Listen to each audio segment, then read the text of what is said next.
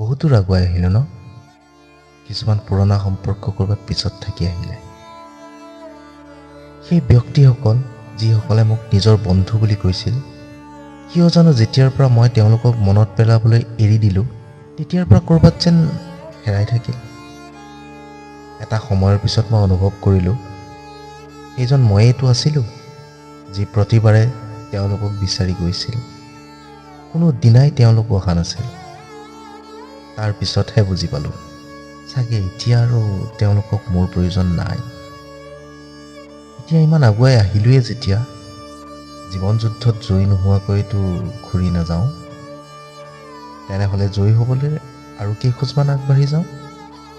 যি লগ দিব বিচাৰে তেওঁ লগত বলক, আৰু যাৰ মন নাই তেওঁ নেক্সট বাছ ষ্টপেজত ক'ৰবাত বিদায় ল'ব।